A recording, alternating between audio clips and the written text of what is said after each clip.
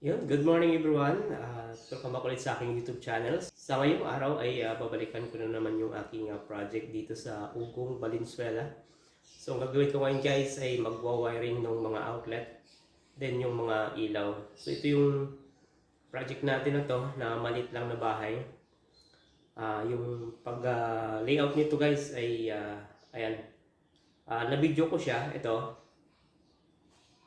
Pero ayun, hindi tayo nakapag-tutorial dahil nga medyo busy tayo nun. So, yun, samahan nyo ako sa aking project na to. So, maliit lang siya. Kada kwarto ay meron lang isang ilaw at meron lang dalawang outlet. So, pinataas lang siya dahil nga limited lang yung space dito sa Maynila. Kaya ang ginagawa, kalimitan ay pinapataas ng mga nagpapagawa yung kanilang mga bahay.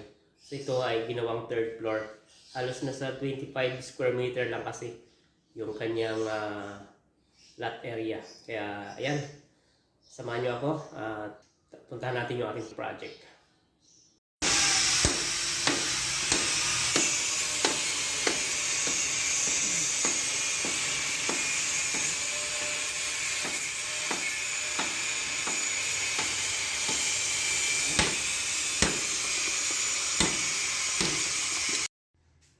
So, ayun guys, ito yung mukha ng second floor dito sa aking project.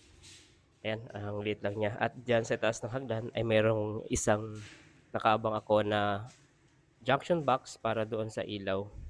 Tapos ito, yung isang kwarto, meron din siyang isang ilaw. Then, meron siyang outlet doon sa dulo. And then dito pagpasok ng pinto, meron ding outlet. Then ito yung kanyang switch. At ayan, naka-connect na yan papunta sa ilaw. Then sa kabilang kwarto ay meron din siyang isang outlet dito sa sulok banda. Then yung sa dulo, ayan, bali nilipat ko yan guys. Itong isang ilaw lang din niya sa gitna.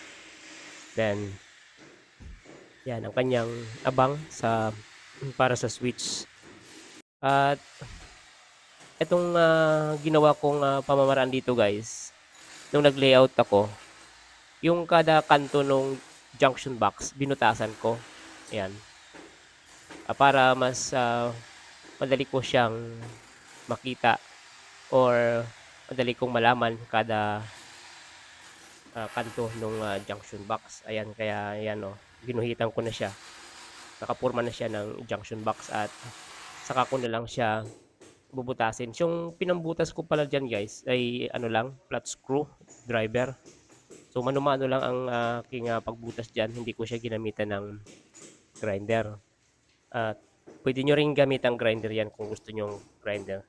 Pero dito kasi ay hindi pa nabaklas yung kanyang forma.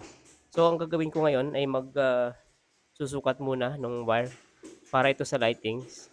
Ay, dahil nag-iisang box lang yung aking wire na para sa ilaw, ito ay number 2.0 or number 14 AWG. Ayan. So sinusukat ko muna yan guys papunta dun sa kabilang junction box. At pagkatapos sukatin, ayan, tatandaan ko siya at huhugutin ulit. So babaliin lang. At dito ang tanda na ginawa ko ay pinakagatan ko ng plier yung isang wire. Yan yung gagamitin ko para sa hot wire or yung live, yung may power. Yan ay tatawid lang papunta doon sa isang junction box na doon sa itaas ng hagdan na nakita nyo kanina. So line to line yung tatawid doon dahil ang isa papunta sa switch, yung isa ay papunta lang sa ilaw. At ito yung ating wiring naman papunta sa switch. Yan, pwede nyo ring tandaan ng ano yan, electrical tape, yung hot wire or live wire. Yung isa dyan ay return, yung walang tanda.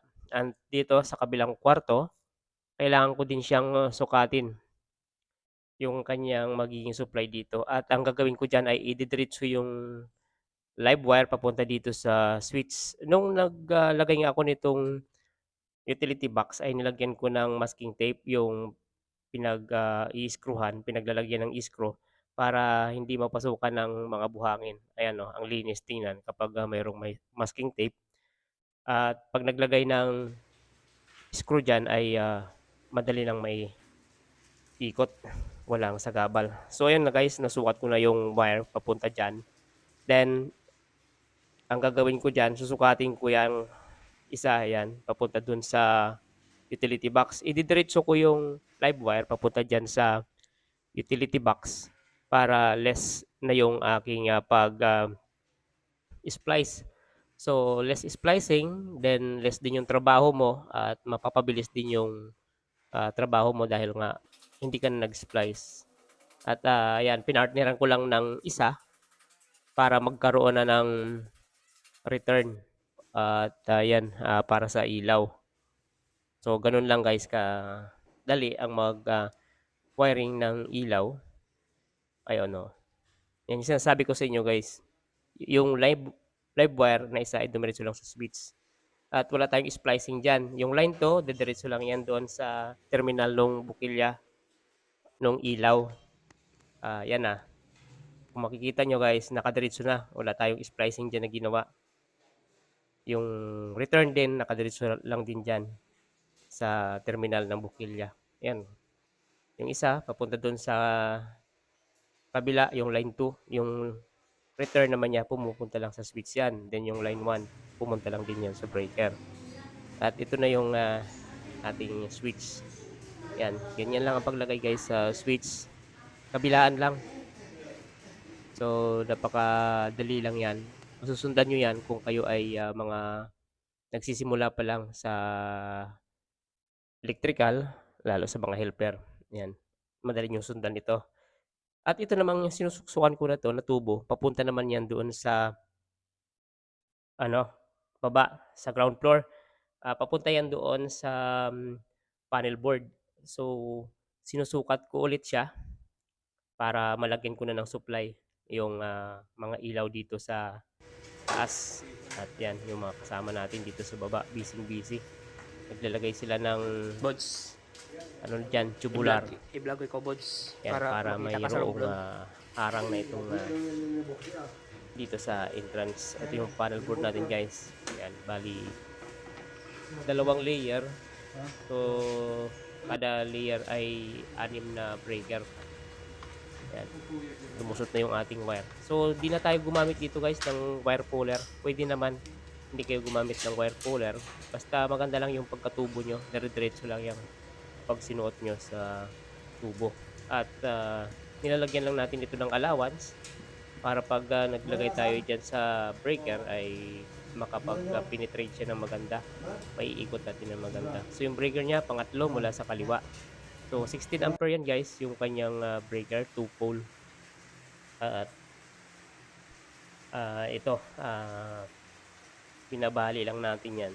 Tapos hugutin ulit para okay na siya. Ayan.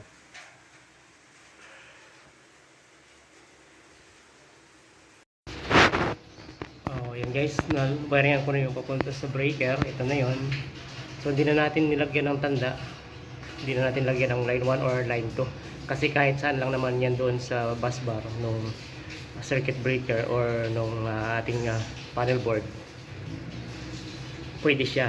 Naglalagay lang tayo ng tanda pag dito sa mga box na papunta kasi sa ilaw yan, then papunta sa mga switch. Kaya dapat dito kailangan maglagay ka ng tanda.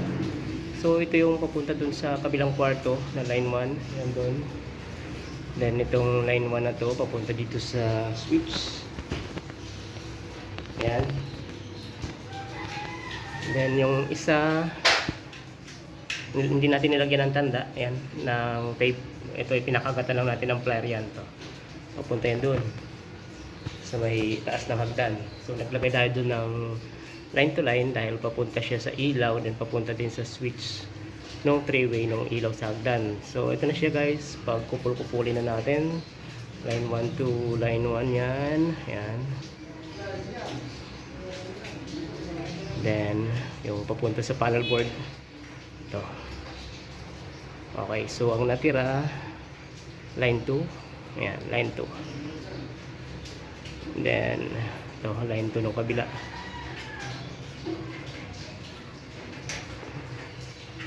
So ito isa return ito ng ilaw dito, yan. papunta yan dun sa switch. Yun. Yung walang tanda. So, okay na. So, yung line 1 natin ay bali, size, kabilang kwarto isa, papunta dito sa switch, dalawa, papunta sa kabilang box, papunta dun sa ilaw sa hagdan, tatlo, paapat dun sa panel board. Yan. Yung line 2 natin, tatlo lang, kasi papunta sa panel board, papunta sa kabilang kwarto, din papunta lang dun. So, yan kasi ay hindi na siya bumababa ng switch ang line to. So, yun guys, ganyan lang kadali o kasimple ang mag-wiring ng ilaw. Yan, basic na basic lang yan guys. Punta sa switch, ito kukunik sa ilaw to. Then, ito, kapartner niya, kukunik din sa ilaw. Ito, splicing lang. Titipan lang to. Then, diretso ng circuit breaker. So silang dalawa magpapanagpo doon sa panel board niyan. Doon sa kabilaan ng terminal ng circuit breaker. Itong wire na yan. Okay? So mamaya lalagyan na natin ng ilaw yan. So yun na siya guys. Okay na. So yung line 1 ito. Yan. Line 1, diretso sa breaker. Line 2, dumaan ng ilaw. Then, pumunta ng breaker. Return. Yan, pumunta ng switch.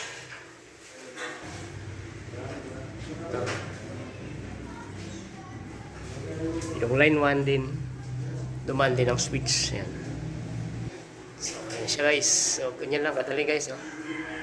So, kayang-kaya nyo yan sundan. Napakadali lang. Kahit mapa line to neutral, ganoon lang din yan guys. So, sa line to neutral lang, dapat ang ginagawa nyo, kung halimbawa na sa probinsya, dapat yung neutral, dito nyo ilagay. Yan, yung pinaka-line to nya, yung walang power, dito nyo ilagay. Para pag patayin nyo sa switch, pag pinatay nyo sa switch yun, mawawala na rin siya ng power dito. Kahit hindi nyo patayin sa breaker. Ganun ang line to neutral. Kasi, kapag yung neutral ang ilalagay nyo dito, tiyagana yung ilaw kapag naka-on i-on nyo yung switch kasi dadalo yung power dito na mula doon sa line 1. Doon. Yan. Pag doon nyo dinala yung line 1, pag switch nyo yun, dadalo yung power dito sa return. Then, iilaw na siya. Kaya, yun ang mga sekreto. Pag mga line to neutral yung ginagawa. Pag wire.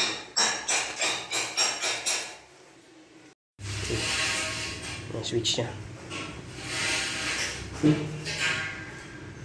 So yun guys, magkakabit naman tayo ngayon ng 3-way switch para dito sa ilaw ng hagdan. So yung hawak ko na yan yung supply mula doon sa bukilya na dyan sa taas ng hagdan na yan. Bali line 1 yan at return. So ang ginawa ko dyan, yung return yan, pinagkupul ko dyan sa itim. Yung itim galing sa ground floor. Tapos yung hawak-hawak ko na to, yan yung line 1. Yan naman yung ilalagay ko sa number 0 noong 3-way switch. Yung dalawang puti na galing sa baba, kumonekta na yan doon sa isang 3-way switch mula sa ground floor kasama nung itim. Bali, ito yung mukha niya. Yang nag-iisang puti, tinusok ko yan doon sa number 0 ng 3-way, itong 3-way switch na to. Kasi ang 3-way switch guys, may number yan, 0, 1, saka 3. Yung isang puti na yan, sa 0 yan. Yung dalawang puti na yan, sa 3, saka sa 1. Kahit hindi nyo lagyan ng tanda, yung dalawang puti na yon, yun yung tinatawag na traveler. Kahit hindi nyo lagyan ng tanda yon, kahit magbaligtaran yon, sa 3 saka sa 1 na pupunta doon sa ground floor, walang problema, iilaw at iilaw yan. At ito, testingin na natin. Yan, nakauna yung i-on ko pa lang yung circuit breaker niya. Yan, para sa ilaw na circuit breaker. Then, pag testing ko, wala pa palang ilaw. Ayun, wala pa palang ilaw na nakakabit. Kaya mamaya, kakabitan ko ng ilaw yan. At ayan na nga. Ayan, may ilaw na ako na nilagay. On, umilaw na siya pag switch natin doon. So, mamaya ko papakita ulit. Ito yung isang switch dito sa isang kwarto. Ayan. Okay na siya. Then, dito sa kabilang kwarto. Ayan, okay na rin. Umilaw na siya. So, yun guys, ang ginawa ko dito. Ayan. Itatry ko siya. Ayan. Pinailaw ko siya. Then, bumaba ako ng ground floor dito kasi yung isang kapartner niya sa ground floor yan. So ayusin ko pa ulit yan guys. Yan. Inoff ko. Yan. Namatay. Then pinailaw ko ulit. Umilaw siya. Yan. Yan yung function ng 3-way switch guys. Pag akyat mo, kailangan mo ng ilaw sa hagdan. Then pag akyat mo, nandun ka na sa taas, i-off mo na dyan. Yan, para hindi ka na mapapagod na papatayin mo yung ilaw pababa sa ground floor kung hindi siya naka 3-way switch. At useless din yung paggamit mo ng liwanag kapag ganun nga na bababa ka pa rin at papatayin doon. So ang kasunod yung gagawin niyo guys ay pag-wiring ng outlet naman. So basic lang ito para sa mga baguhan, kayang-kaya nyo itong sundan. So hanggang dito na lang muna ang aking video. Maraming salamat at paki-subscribe naman po doon sa mga bagong napapadpad sa aking munting channel. Maraming salamat at God bless.